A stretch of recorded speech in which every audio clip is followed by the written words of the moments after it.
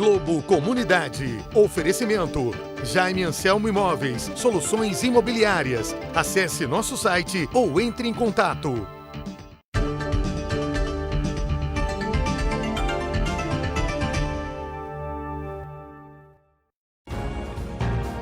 Olá, um bom dia para você. Nosso encontro hoje começando mais cedo aqui no Globo Comunidade Especial de Eleições.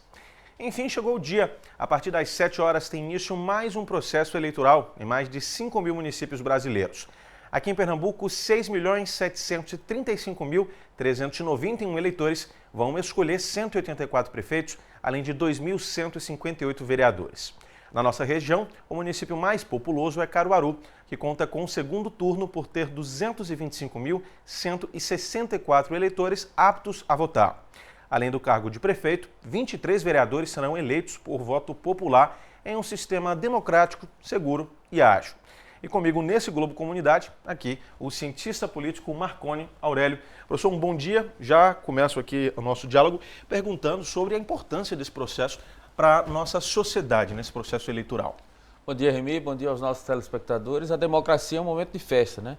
É um momento no qual as comunidades elas optam pelo futuro, sobretudo aí nesse caso, para os próximos 4 anos dos seus municípios e, portanto, é um momento decisivo, né? Em muitas cidades do interior de Pernambuco, a questão da política ela é determinante porque os municípios, as prefeituras, são os principais empregadores. Portanto, não é só definir o futuro político do município, mas o futuro econômico também desses municípios. Quais serão as prioridades e quais serão as políticas públicas que melhor alavancarão a inclusão social ou a cidadania dos seus munícipes. Bom, dentro desse processo democrático faz parte, inclusive, a questão da abstenção do voto ou voto branco e nulo. Apesar de fazer parte desse processo, a gente percebe um aumento nos últimos anos, né, dessas 3 opções, o abstenção ou aí o voto nulo e branco. O senhor acredita que isso acontece por qual razão? Essa descrença com a política brasileira ou a falta de opções que representem de fato a população? Isso, eleições anteriores, geralmente esse número circulava em torno de 20% a 25%. Se fala que esse ano, por conta da pandemia e outros problemas, né, que surgiram ao longo desse processo, uma campanha muito mais curta, né, 45 dias praticamente, as pessoas também, elas, por conta da pandemia, tendem a aumentar um pouco essa abstenção. Fala-se num número de 30% do eleitorado. Você coloca aí a questão de que muitos eleitores têm um descrédito com relação aos representantes que se propõem, né, a representá-los. E eu acho que é a soma de vários fatores. A pandemia, o tipo de eleitor, o tipo de candidato que se coloca e qual é o resultado. Se ele se convenceu ou não durante esse curto espaço de tempo da campanha de realmente sair de casa e ir votar, e emitir a sua opinião na urna. Não, daqui a pouquinho então a gente volta a conversar com o professor, inclusive sobre a campanha, né, sobre a política aqui em Caruaru e nas cidades que acompanham o Agreste. E daqui de Caruaru a gente segue lá para a cidade de Garanhuns, no Agreste Meridional, para falar ao vivo com o repórter Diogo Franco. Bom dia, Diogo. Quantos eleitores estão aptos a votar aí no município?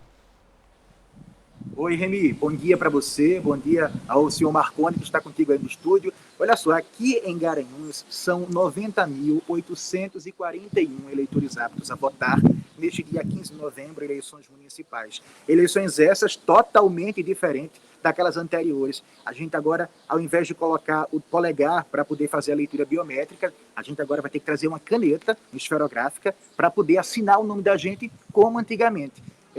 Agora, quem são as pessoas novas, as pessoas mais recentes que tiraram o título eleitoral recentemente, não passaram por esse momento de assinar. Então, agora vai ter que sentir como era há uns 4 anos atrás. Aqui em Garanhuns, 7 candidatos estão lutando para poder entrar, ocupar a cadeira mais poderosa do Palácio Celso Galvão, que é a Prefeitura de Garanhuns. E 267 candidatos a 17 vagas para a Casa Raimundo de Moraes, que é a Câmara Municipal aqui na cidade. A disputa está bem acirrada. Uma coisa que me chamou a atenção, Remy, quando eu estava vindo para cá, eu falo ao vivo da UPE, que é o maior colégio eleitoral do município, tem aqui 50.066 eleitores. Uma coisa que me chamou a atenção foi a quantidade de santinho já no meio da rua. Aqueles papeizinhos que tem o nome, o número, né, da chapa lá, do prefeito e também do candidato a vereador. A cidade já está cheia de santinho. Mas Eu acredito ainda que, se as pessoas não tiverem consciência, vai ficar branca o asfalto aqui. Né? Vai ficar branco o asfalto, porque já tem muito santinho na Avenida Rui Barbosa, aqui no entorno da Universidade de Pernambuco. Mas é isso, as pessoas quando virem aqui têm que trazer o título eleitoral ou é título para poder votar. A Remy, eu volto contigo no estúdio. E essa prática não pode, esse derrame de santinho é proibido segundo a Justiça Eleitoral, viu, Diogo? Uma pena que os candidatos acabem usando isso como estratégia eleitoral. Obrigado pelas informações. E olha, agora a gente vai até o Fórum Eleitoral daqui de Caruaru, onde está o repórter Anderson Melo acompanhando as primeiras movimentações nesse dia de votação que começa logo mais às 7 da manhã. Anderson, bom dia para você. Por enquanto está tudo tranquilo por aí. Por enquanto está tudo tranquilo. Bom dia para você, bom dia para todo mundo que acordou cedo nesse domingo para fazer parte, como muitos dizem, da festa da democracia. Mas mesmo assim um alerta. Enquanto eu estava indo para a TV, muitos candidatos já derramaram os santinhos em vários locais de Caruaru. Então já começo com uma dica. Se seu candidato fez isso, pense antes de votar, porque se ele não respeita a cidade onde ele vive antes do pleito, imagina caso seja eleito. Aqui em Caruaru são 3 zonas eleitorais para você votar. É a 41, a 105 e a 106. Lembrando que a 41 agrega também Riacho das Almas. Como vocês podem perceber, uma movimentação aqui no Fórum Eleitoral de Caruaru. São os últimos ajustes para começar esse dia tão importante, não só para Caruaru, mas para todos os municípios brasileiros. E um detalhe, esse ano em Caruaru temos 38.196 pessoas idosas e que estão aptas a votar. Elas terão prioridade logo mais quando as sessões eleitorais abrirem até às 10 horas da manhã. Isso foi uma estratégia do Tribunal Superior Eleitoral para evitar aglomerações e também garantir um voto mais tranquilo às pessoas dessa faixa etária por causa da pandemia, por causa do novo coronavírus. Elas vão precisar de mais espaço, de um pouco mais de tempo. Todo mundo tem que ajudar nesse momento. Lembrando que, mais uma vez, por causa da pandemia, todo mundo tem responsabilidade. Então, primeiro, tem que usar máscara, levar uma caneta e esse ano a gente não vai usar biometria aqui em Caruaru. Remy. É um processo tão simples, né? O uso da máscara, que já é obrigatório durante todo o ano, né? Por conta da pandemia. Levar uma caneta no bolso ali não é nenhum problema, não. Valeu, Anderson. Obrigado pelas informações.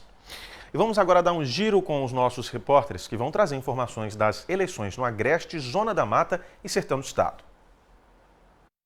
Agrestina, no Agreste do Estado, tem 65 sessões eleitorais espalhadas por 17 locais de votação. São 66 candidatos a vereador que disputam por uma das 11 vagas na Câmara Municipal. São 3 candidatos a prefeito, Carmen Miriam, do DEM, Josué Mendes, do PSB e Pastor Leonardo, do PSC.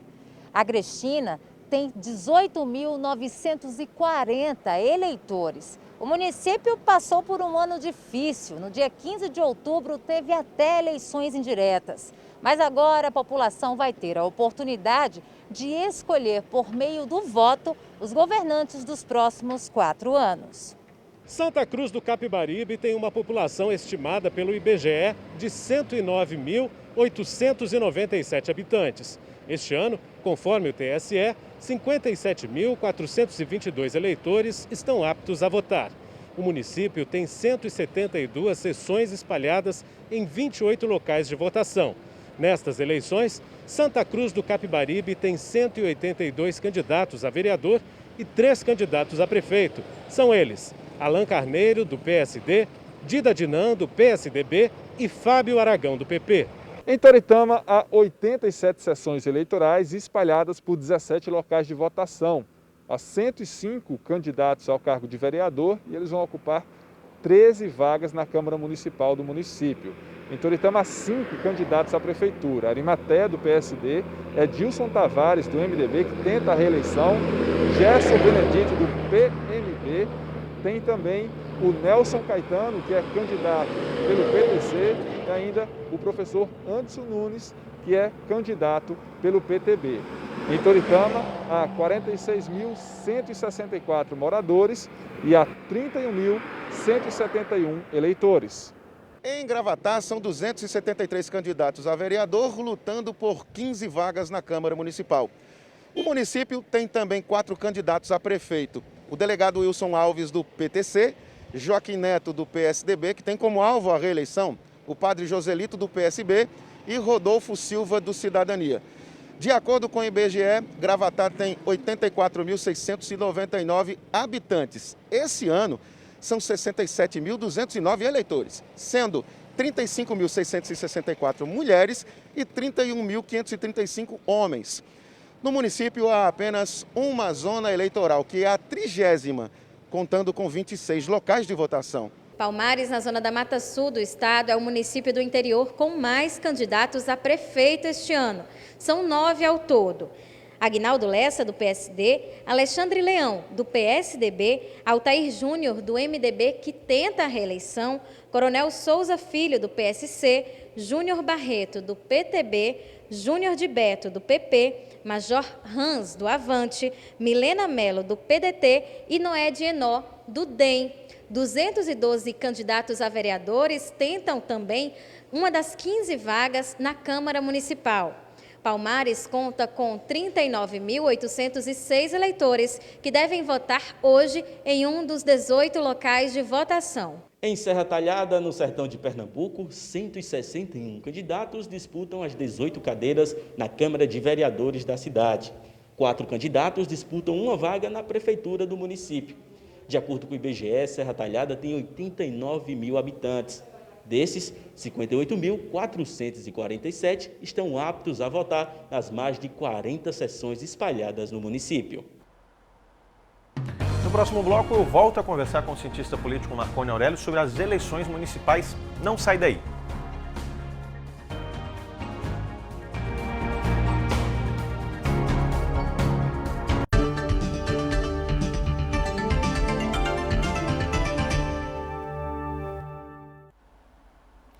O Globo Comunidade Especial Eleições nesse domingo, né, está de volta logo mais às 7 horas da manhã começa a votação.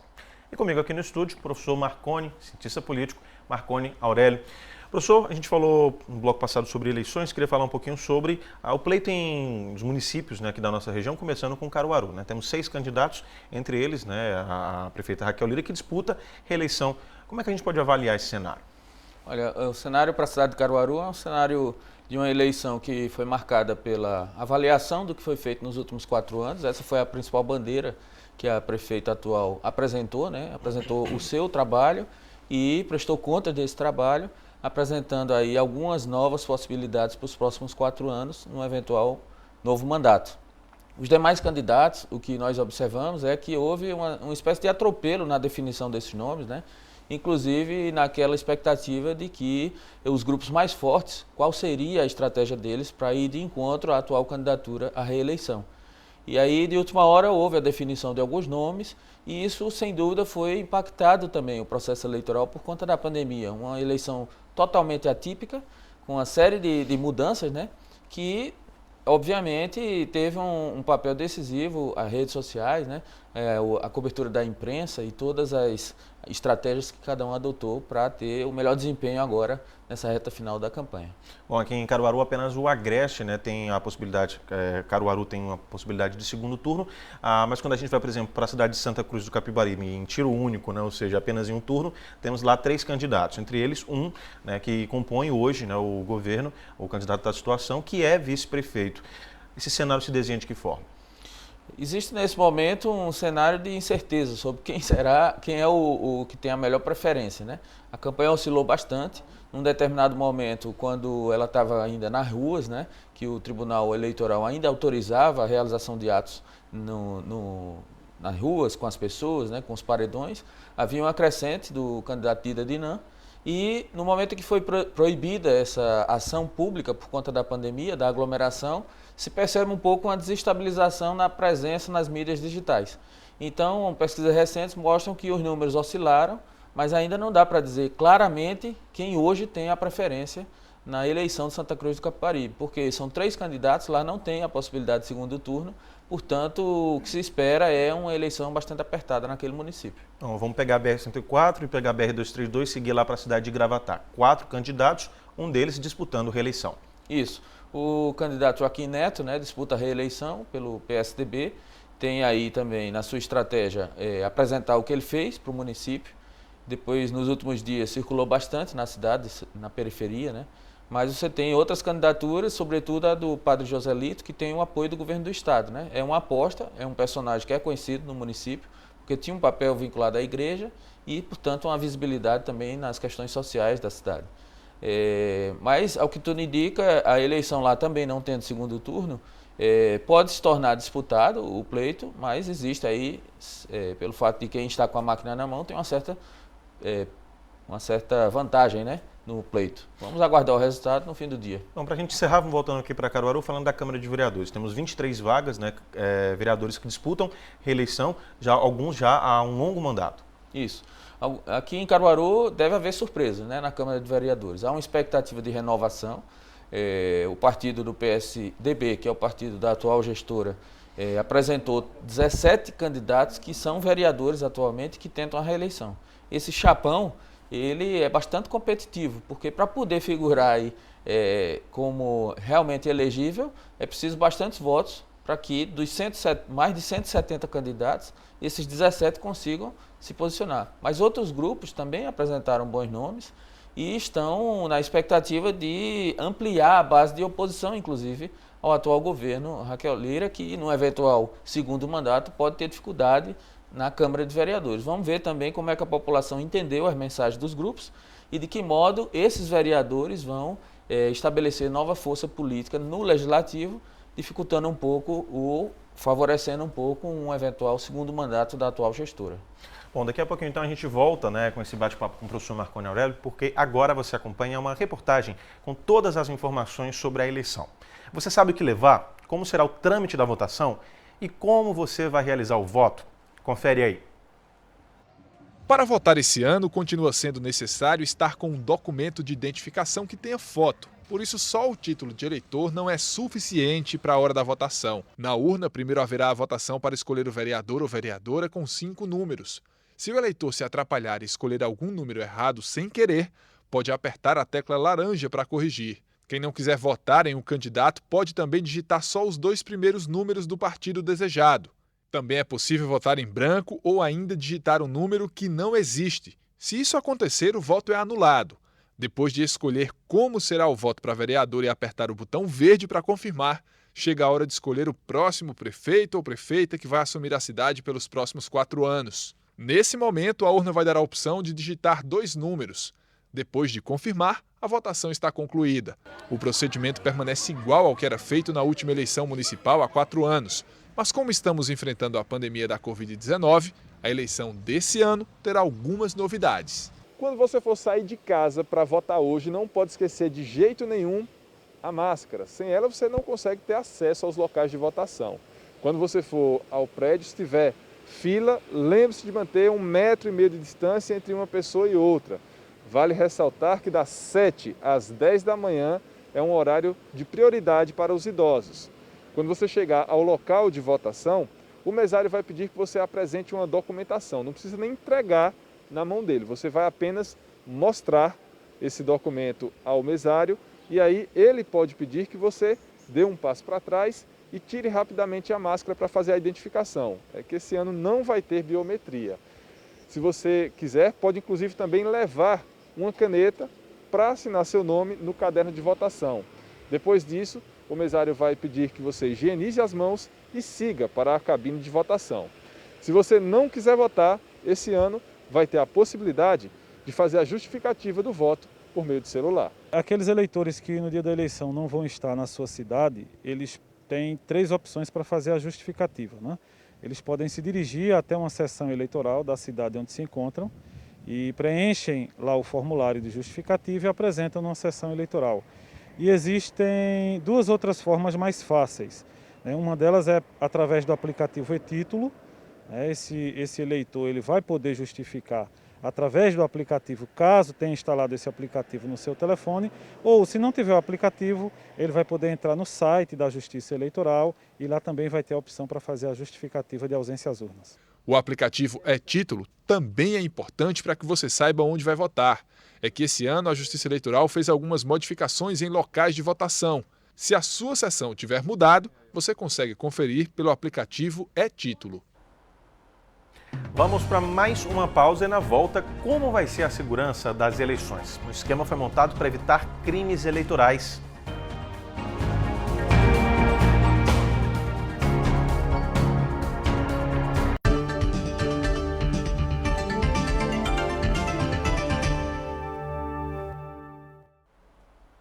Estamos de volta e a gente volta a falar com o repórter Anderson Mello, que continua lá no cartório eleitoral de Caruaru. Anderson, como é que vai ficar a fiscalização do boca de urna e também dessas propagandas irregulares durante o pleito, que começa logo mais às 7 horas? Tem que ficar de olho, isso porque muita gente se aproveita das brechas que acham que a lei pode ter. Uma das coisas que a gente já percebe são os santinhos, que mesmo todos os anos, a Justiça Eleitoral explicando que não pode, as pessoas continuam jogando santinhos nas ruas, poluindo, aumentando a quantidade de lixo. Mas a gente vai conversar com o juiz eleitoral aqui para explicar exatamente isso. Bom dia para o senhor. O que é considerado propaganda irregular no dia de hoje? Bom dia. Hoje, toda a propaganda realizada pelo candidato, como carreata, passeata, distribuição de santinho, a regimentação de eleitores, boca de urna, são propagandas proibidas. Hoje a gente vive uma pandemia e por causa disso algumas medidas foram adotadas, né? O uso de máscara, a caneta na sessão eleitoral. A pessoa pode entrar com máscara, com o número de candidato, com a caneta, com o número. Veja só, a legislação prevê que o eleitor ele pode fazer uma manifestação silenciosa. Então o eleitor pode portar uma máscara com o número do candidato, uma caneta, uma bandeira, uma camisa com a cor do partido. O eleitor, esse aí é permitido porque a legislação prevê a manifestação silenciosa. Agora o eleitor, a gente presume que seja aquela pessoa que chegue com uma camisa vestida, com uma caneta e não distribuindo, né? Com certeza, é o eleitor. A distribuição de boné, de brinde, de caneta, de camisa, isso aí é proibido pela legislação. Então, se o candidato confeccionou alguns desses brindes e nós soubermos, provavelmente ele irá responder um processo. E de que forma os eleitores, o cidadão, de fato, pode falar em relação a esses santinhos que são derramados? Eu, por exemplo, fui passando no bairro Petrópolis e já encontrei um monte.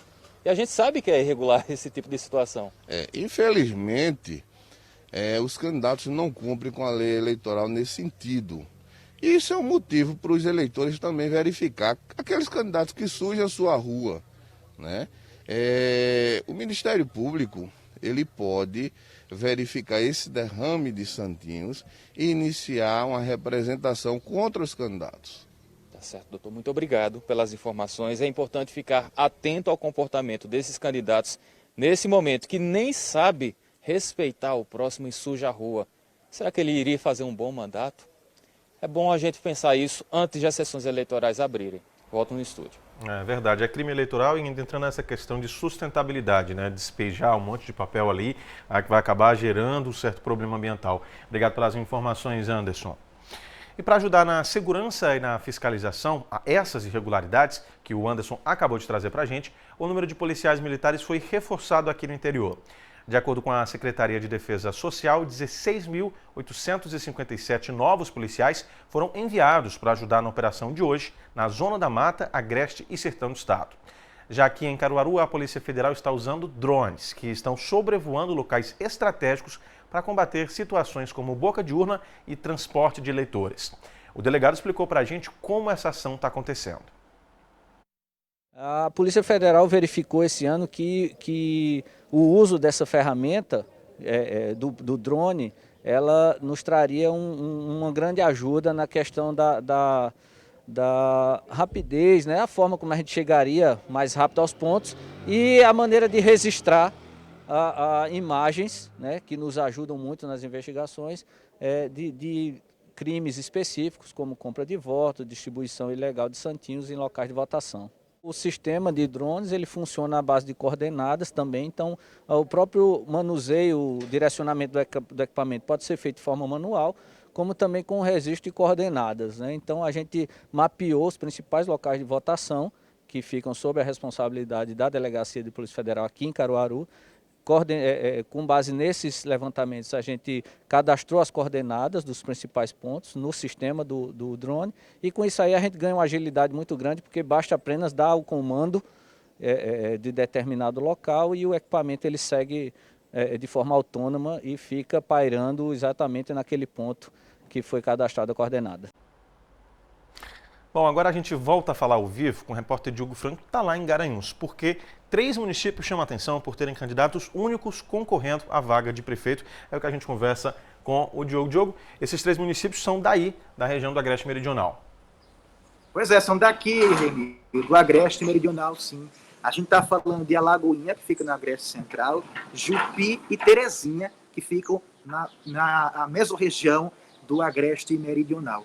Então, o que é que acontece? Esse ano, nessas eleições municipais, eles estão tendo uma candidatura solitária.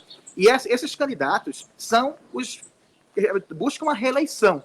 Então, é uma candidatura que a gente vai saber somente no final da apuração o que é que vai acontecer, de que forma esses eleitores eles vão se comportar nas urnas, né? De acordo com cientistas políticos, né? Isso não acontece apenas só aqui em Pernambuco, acontece em outros estados também. Mas cientistas políticos dizem que essa situação ocorre em municípios com menos ou aproximadamente 10 mil habitantes. É muito comum, até por motivo do custo, situação econômica, e é uma coisa que chama muita atenção ainda, porque se torna apenas a situação, né? Não tem uma oposição no município, acaba tendo uma fragilidade política, né? Um pouco as pessoas ficam desacreditadas. Acredito que até o cientista político que esteja aqui, o Marconi, que está no estúdio, ele pode comentar um pouco sobre isso, Reni. Bom, a gente agradece as informações, então, Diogo. E a gente conversa exatamente sobre esse assunto agora com o cientista político Marconi Aurélio, que continua aqui com a gente. Professor, Diogo até levantou essa questão econômica, né, dos municípios, né? São 3, como a gente acabou de acompanhar. O senhor acredita que existe de fato essa relação? Sem dúvida. Como eu mencionei, a questão da dependência do trabalho no funcionalismo municipal, né? Porque em pequenas cidades, quando as pessoas não estão envolvidas com a agricultura, geralmente são prestadores de serviços para as prefeituras. Então há uma dependência e dificilmente, ainda mais nas condições da eleição desse ano, da campanha, né, surgem novas forças, novas possibilidades de criação de grupo político. Em muitas cidades dessas que são pequenas, não havia uma estrutura adequada para fazer sequer uma campanha virtual, por conta da qualidade da internet, do acesso e mesmo de competência material humano para poder fazer uma campanha desse tipo. Muitas vezes era uma campanha corpo a corpo. Ou seja, a gente pode dizer que a pandemia também tem relação com esse atual momento. Sim, em alguns casos a gestão municipal ela foi tão bem avaliada pelo município pelos munícipes que se torna praticamente difícil ou impossível alguém surgir como força nova nas condições atuais da pandemia. Bom, a gente vai entender agora uma outra situação, o Diogo vai voltar para falar com a gente, que é a situação da cidade de Arco Verde. 9 dos 10 vereadores hoje disputam reeleição, não é isso, Diogo?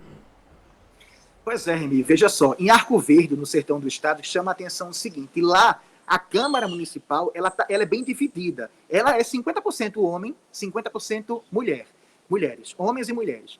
E o que é que ocorre? Desses 10 candidatos, 9 buscam a reeleição para permanecer na Câmara Municipal do município, e uma mulher, ela busca o poder executivo, para poder assumir a prefeitura da cidade.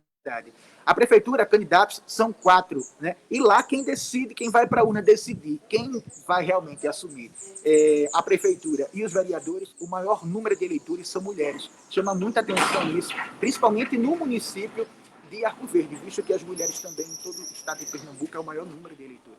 Né? Mas em Arco Verde chama atenção devido não haver essa disparidade, né? Tudo igualzinho lá, tudo dividido 50% e 50%. Na prefeitura são 3 homens concorrendo à candidatura para a prefeitura e uma mulher. Volto contigo no estúdio. Os portões acabaram de abrir, 7 da manhã, as pessoas estão indo votar. A gente está percebendo aí, os portões abriram, muitas pessoas, né? A gente espera, pelo que a gente consegue acompanhar as pessoas de máscara, a gente espera que essas pessoas possam manter o distanciamento entre elas, né, para evitar aí qualquer contato. E muitas pessoas idosas também, que é exatamente a recomendação dos tribunais. Bom, a gente volta a falar agora então com o Marconi. A situação em Arco Verde chama atenção porque não é um município pequeno, né, em número de habitantes, né, são 47 mil eleitores. Aí tem essa situação aí da Câmara de Vereadores. Isso. Quem tem o mandato na mão, sem dúvida, tem uma vantagem no contexto atual da eleição por conta de todas as dificuldades que a pandemia impôs para fazer a campanha. Nesse caso, o que gera uma maior curiosidade sobre Arco Verde, que é a primeira cidade para o sertão, né, do estado de Pernambuco, é o fato de apenas uma mulher estar na Câmara e disputar aí, quer dizer, na verdade era metade homens e mulheres, né, entre os vereadores, mas a maior parte do eleitorado é feminino. Então, é uma disputa que nós vamos ver como é que vai sair efetivamente o resultado da urna, para poder verificar se num futuro novo mandato, com um desses 4 candidatos a prefeito, a Câmara vai ser favorável ou não à próxima gestão municipal.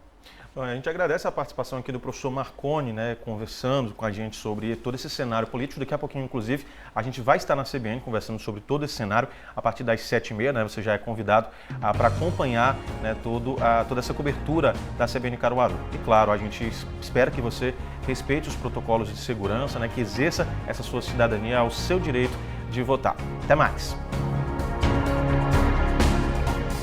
Globo Comunidade. Oferecimento.